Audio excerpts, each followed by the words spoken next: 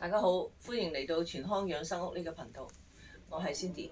咁隨着我哋嘅年紀增大啦，我哋身體嘅各方面嘅機能就開始衰退㗎啦。咁有啲朋友咧，即係我有啲客戶咧，就同我講，佢喺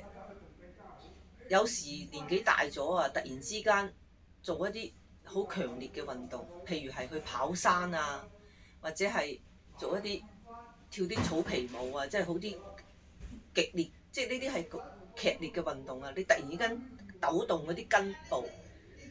即係嗰啲筋絡咧，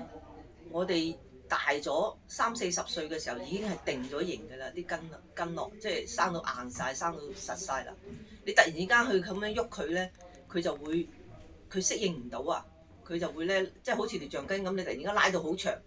想收翻嘅時候咧，佢收唔埋嘅，所以咧就我哋啲經絡咧就會好容易損傷啦。特別去跑山嘅時候，我有啲客戶又係咁樣，佢去跑山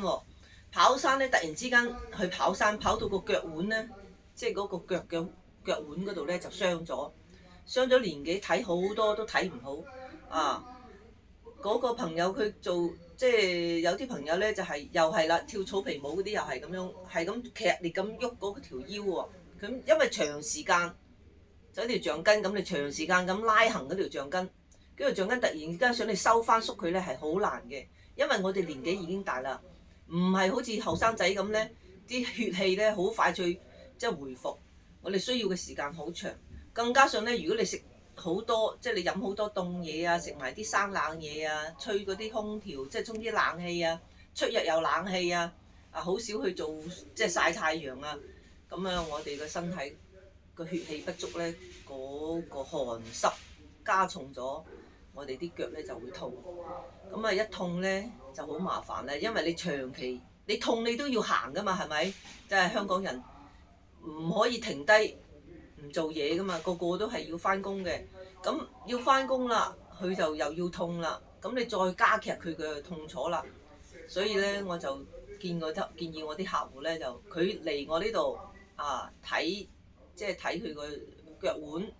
睇佢嗰個腰啦，同埋腰間盤突出啦，咁